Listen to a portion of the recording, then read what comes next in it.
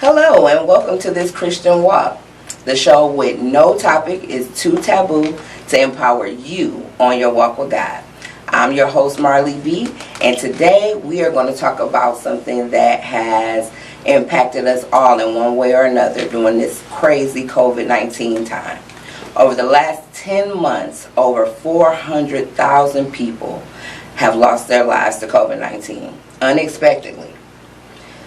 We have lost relatives, we have lost friends, neighbors, and coworkers. When you suffer that kind of loss, of course, grief is going to bubble up. And so, for some people, grief can cause you to get stronger. For others, grief can cause you to just shrivel up and want to not even be here yourself. Today, we're going to talk to somebody who is taking her grief head on and is fighting to get her story out so that it can not only empower her, but possibly even somebody out there. So, without further ado, let's get into it.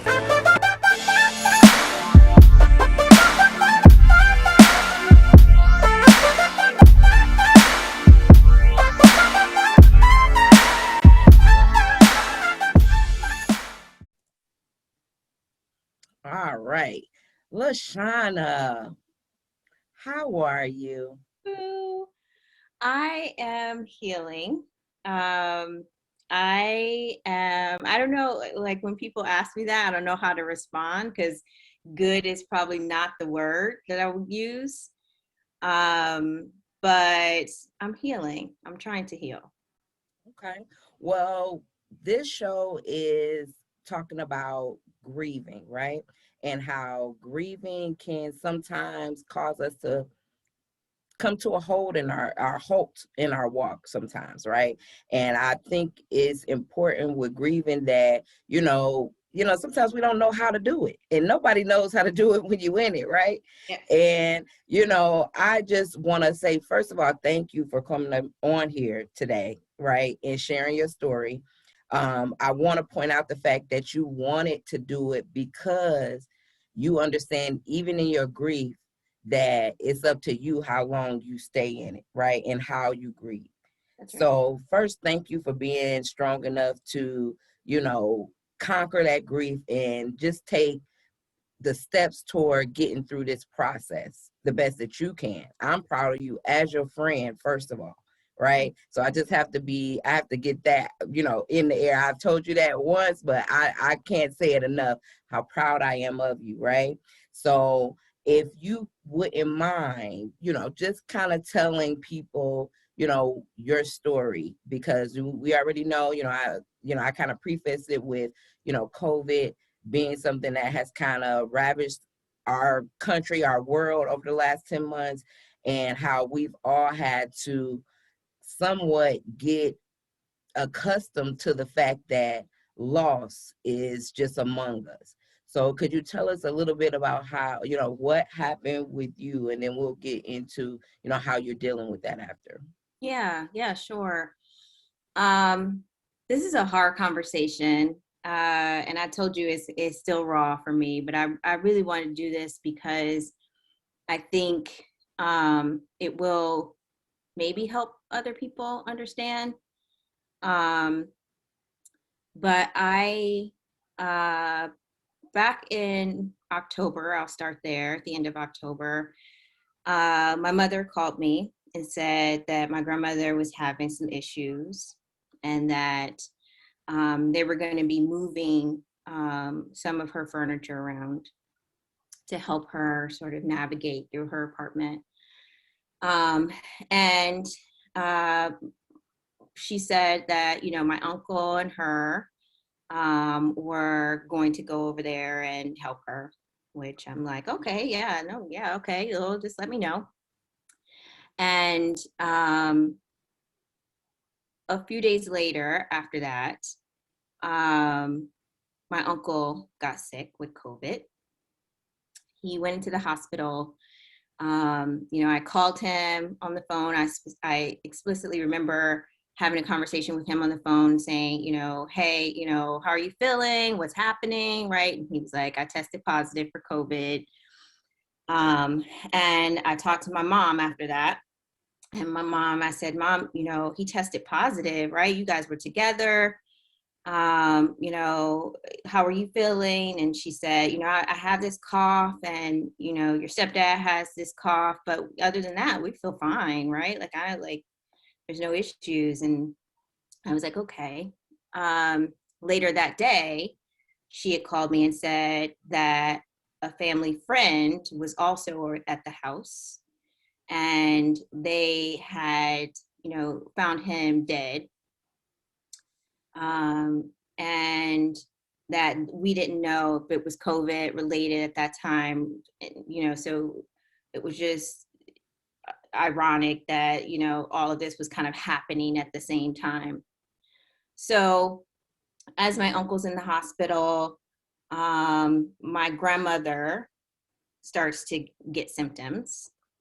And, she basically said, hey, I can't feel my legs. She called the ambulance. They actually came and got her. They tested her. She tested positive. So at this point, now I have two family members that have COVID. My mom, she was still coughing. And my stepdad, who is really bad asthmatic, he was not coughing, but just not himself. So, my cousin and I begged them to go to the hospital. And I remember my mom saying, well, what, we have two family members that have COVID. Like, what? They're just going to diagnose me with COVID. Then what? They're not going to be able to do anything. And I said, just go to the hospital. So she went to the hospital. They both went. They discharged my stepdad, but they tested him. He tested positive. They tested my mom. She tested positive. They took my mom immediately because her oxygen levels were dropping. So from there, then it became just like a quick nightmare. I would talk to my mom every day or text her, and she would text back, and they would have just, the oxygen mask on her. My uncle was literally down the hall from her. They were in the same hospital. My grandmother was at another hospital.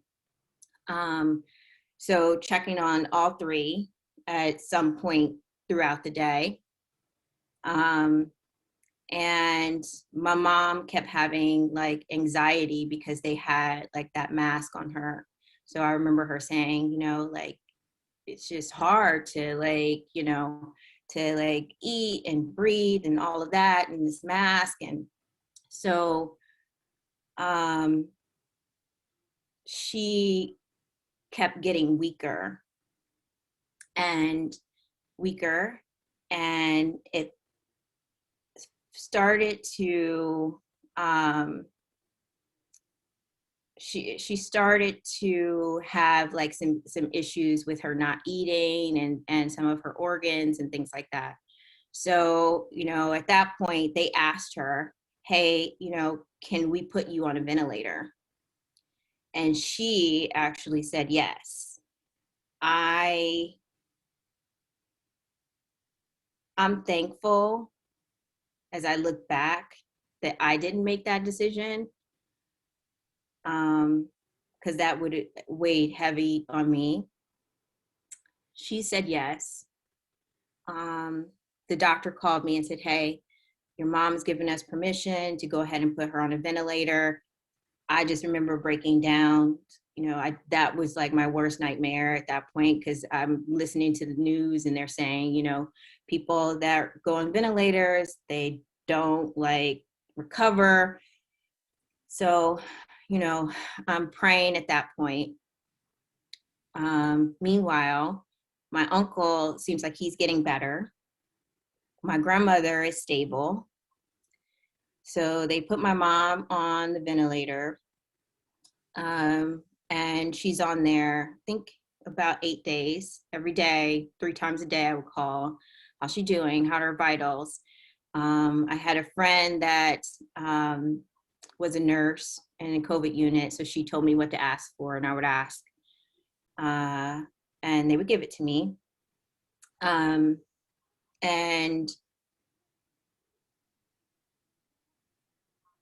somewhere down the line, my uncle,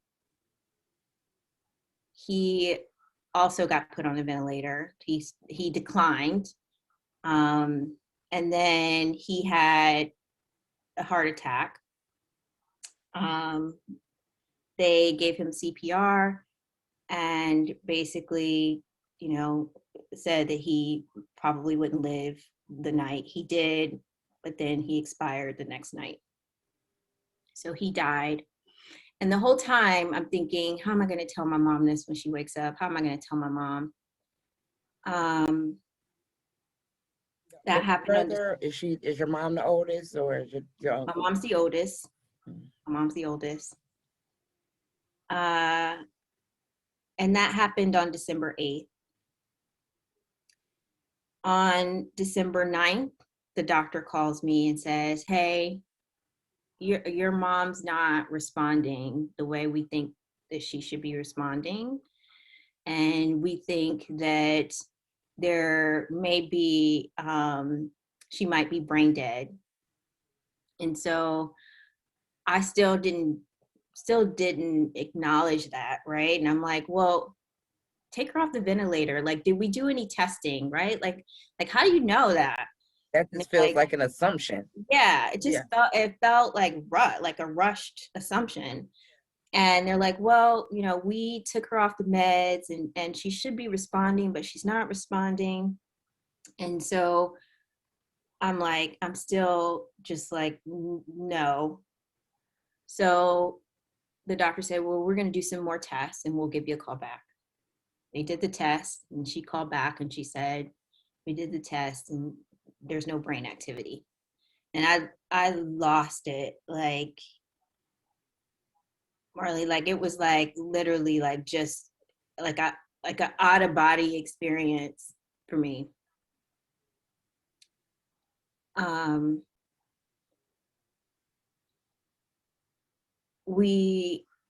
She was still on the ventilator. My stepdad, of course, was the next person that would make any decisions. He called me and said, hey, what do you want to do? I said, I know she doesn't want to live like that. We both agreed. And so the next day, they allowed him to come into the room. They suited him up. They FaceTimed with me and my son. And we got to say our goodbyes.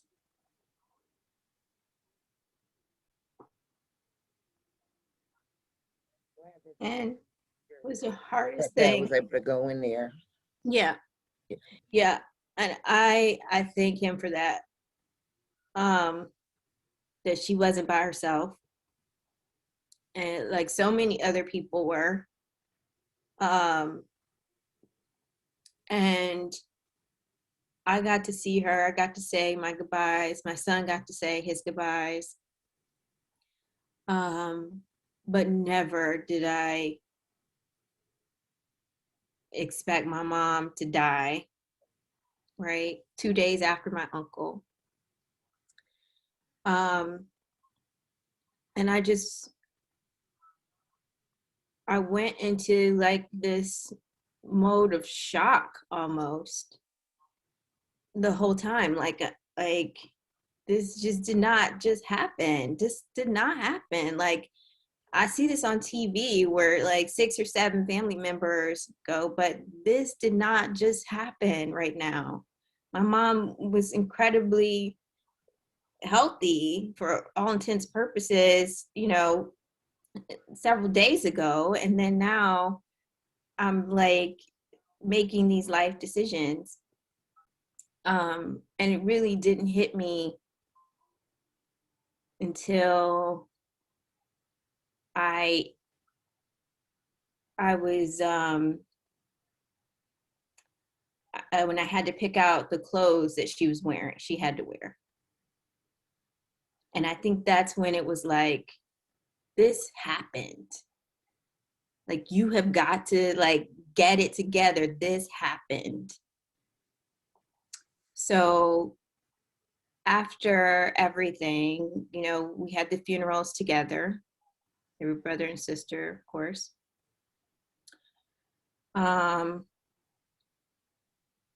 After that, we didn't share that with my grandmother because we couldn't hold her. We couldn't, you know, console her. So it Still in would the just, hospital at this point, it was, right? yeah, still in the hospital. Couldn't touch her. So we didn't share that news with her until about 2 weeks ago, when she got out of the hospital. And, you know, the first thing she said, she's 90 years old. Um, she, of course, cried, losing two of her kids. And she said, you know, I wonder why they didn't call me. Like, you know, I wonder why I'm in the hospital and they didn't call. And she was like, you know, she said, God makes no mistakes. This hurts, but he makes no mistakes, you know? And I said, well, Grandma, I feel like he dropped the ball on this one. I do. And I don't know how to reconcile that. I don't know if I'm grieving properly or what, but it feels messy. And Grieving is messy. I It know. is messy. It is messy, you know, and I think it's something that I think as Christians we feel bad about questioning. Yeah. But one thing I know about God, he don't mind our questions.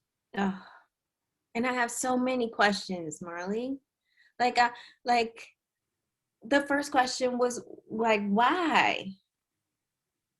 Like, why? What, like, and I'm like, what did, what am I going to learn from this? Like, what, like, why my family? Why this disease? Right? Like, why 400, like, thousand people? Why are those families mourning their people? Um, and it's just, it really has shaken my faith. Um, and my family, we're spiritual, we're religious, right? Southern Baptist. And, you know, I will talk to my cousins who are incredibly religious. And, you know, I would tell them, like, I'm angry right now. I mean, it's raw, it's 2 months. Um, and you know, they'll say, like, you know, again, he makes no mistakes, he loves you. But it makes me think, well, why is he hurting me? And I know it's really rough when it seems so, when it's especially like with this disease, like some people get it and feel and get better. Some people get it and never know they had it. Like it was just like you just never know. And then it's some people that is just go through this devastating pain. Yeah. And it's like, why is that? And why was my family, ravished in this brutal way? Yeah. And it almost felt like a punishment, right? Right. But God doesn't punish. He does not. Yeah. He loves you and he loves them. Yeah. And sooner or later we all gonna get called home. And that was rough. And it would be great if we could figure out if we could pick the way we go, you Yeah. know. But unfortunately we don't get to. Yeah. But the grand thing is that you'll see them again, one, right? Yeah. And then I know this from, like, I was very close to my grandfather. I've lost my father, and I still feel like, because like I'm about to graduate from college.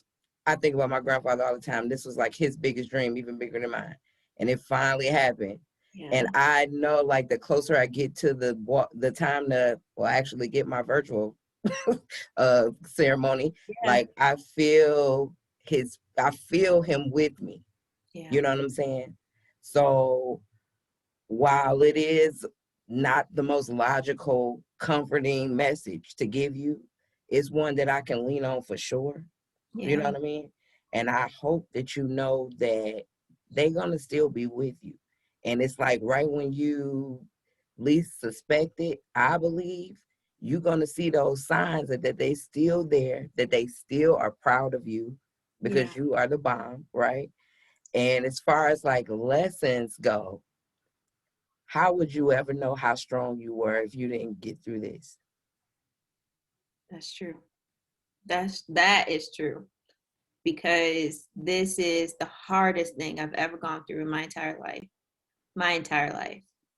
Um, and I don't I considered myself strong before, but to go through this is a different kind of strong.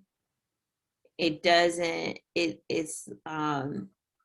doesn't take the brain power that I'm used to, like, yielding or pushing. This is an emotional strength that I've had to have. Um, it just doesn't feel good. Like, it feels like every morning my heart breaks again. Um, and I think I honestly was like, at first I was like, okay, I'm gonna see them again, right? Love knows no time. I'm gonna see them. Um, and then it went into, will I see them? Right? Like, will I see them? And then it would go into, like, no, you'll see them. Things will be good. They're here. They're with you. And then it's like, are they? So it feels like I know that I'm in like the thick of grief.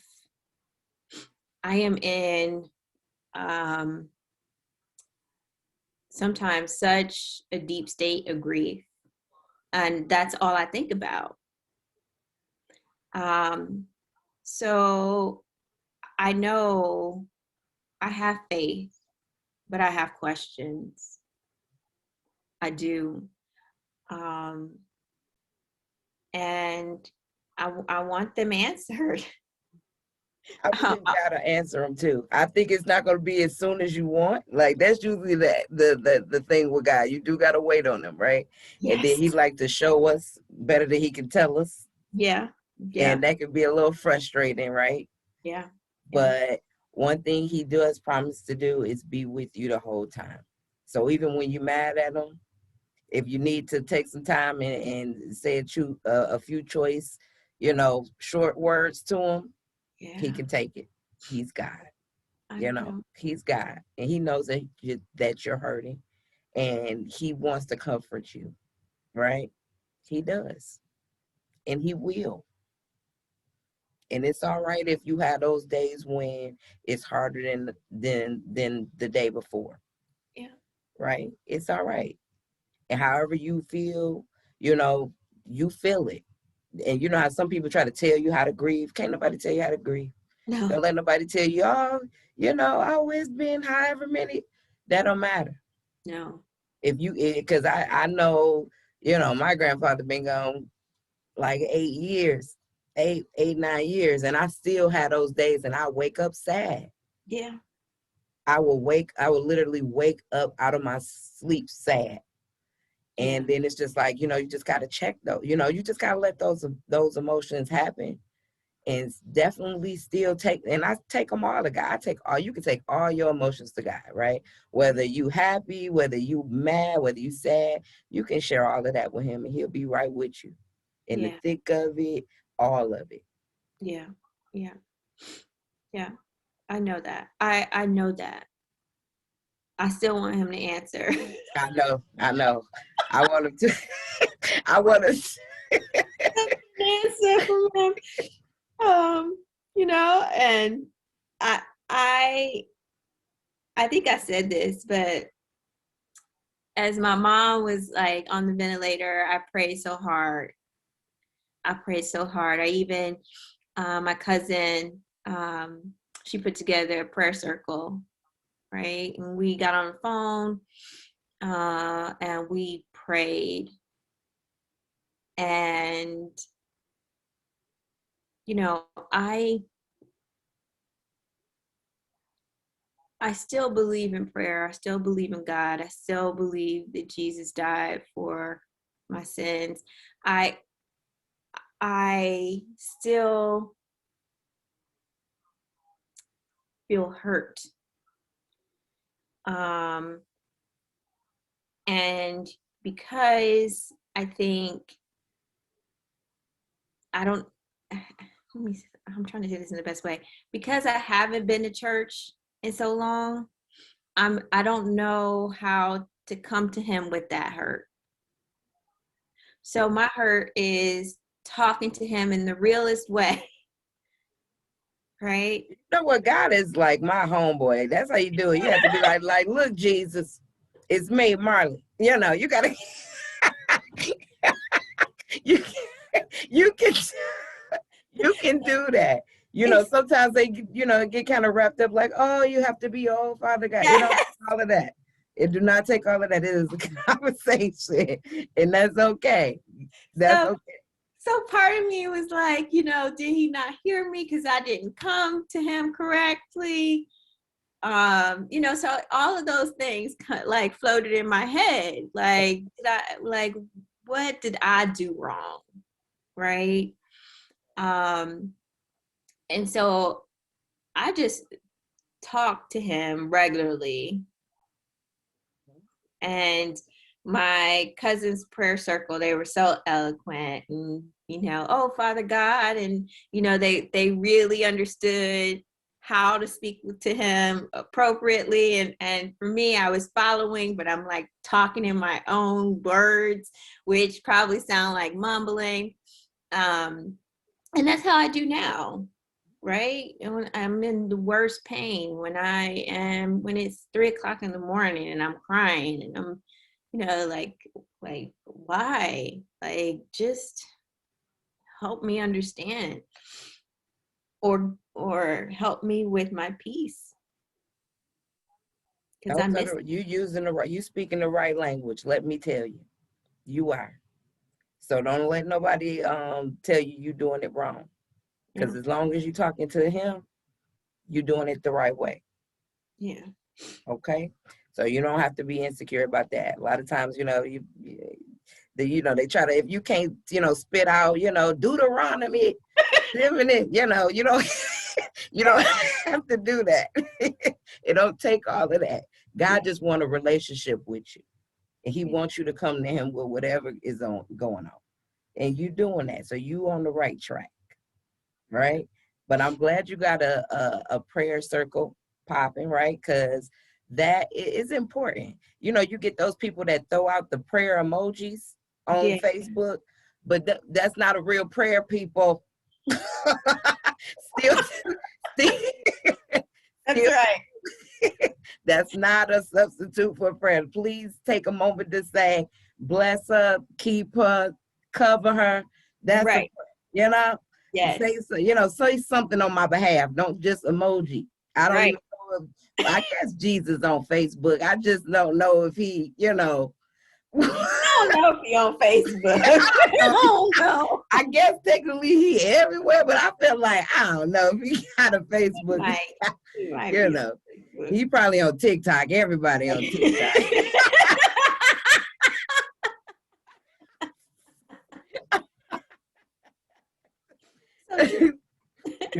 So that might be the case, but however you need to talk to him, don't worry about that. As long as you talk to him, don't stop talking to him. Even if you're yelling at him, you're still talking to him.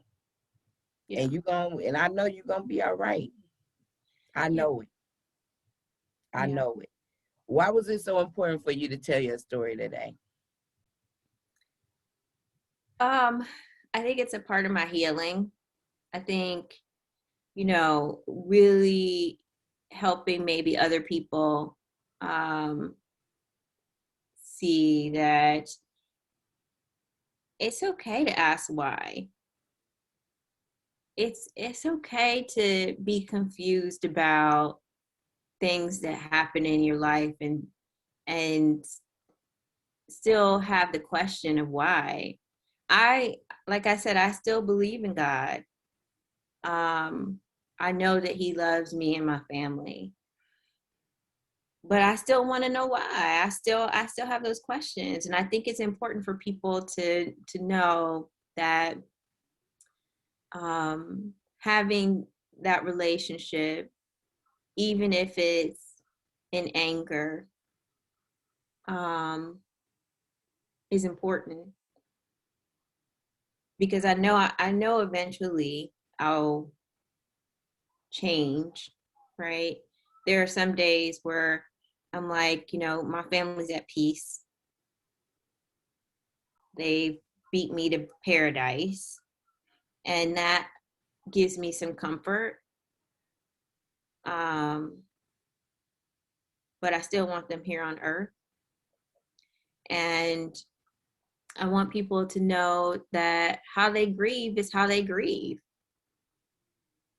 Like, I have no planned agenda in how this is going to work and when it's going to be over. I just don't know. Like, there are days where I am like laughing at something on TV, and the next minute I'll see a commercial and it makes me cry. There's I saw Vanessa Bryant, Kobe's wife, who posted a meme on grief, which was so like it was almost like I think I even wrote on Instagram like I feel this. It said something like there's like no roadmap to grief. One minute you feel like dying, and the next minute you're laughing at something, loving life. Um, and that's how I feel. Um, so I know I'll get through this. I know my family will get through it. And I want other people to hold the faith too. And I want people to be safe because COVID is not over. How do you feel about the people that are, reluctant about the vaccine? I'm reluctant to, honestly. Yeah. I think about like the Tuskegee experiment. I think about all of those things. I think that COVID has really hit the Black community in a way that, you know, could have potentially decimated us. Um, I think that it's going to have to show and prove for me. I think, it's up to people whether or not they want to get the vaccine. It's totally up to them. Right now, I'm watching closely to see, like, what are the effects. My grandmother got the vaccine even after she had COVID because they didn't want her to catch COVID again. She is totally fine right now, let me You say. watching it? I know you watching it like a hawk. Watching her like a hawk. Um, and also watching the news to see if there's like side effects or what, but we'll see.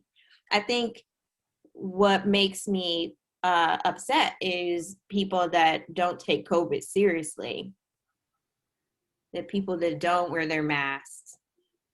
Um, it like infuriates me because it's not about them, it's about other people. So, yeah.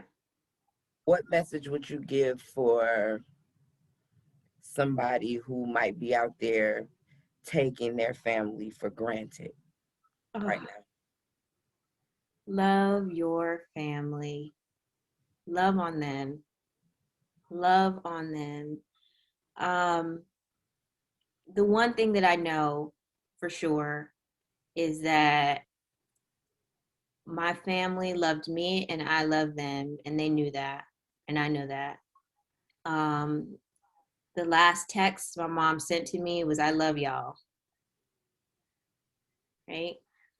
I every day I wish one more hug, one more hug. That's all I want.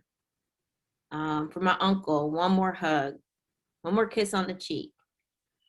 Um, and life is so short and so fragile that you never know when something's going to happen.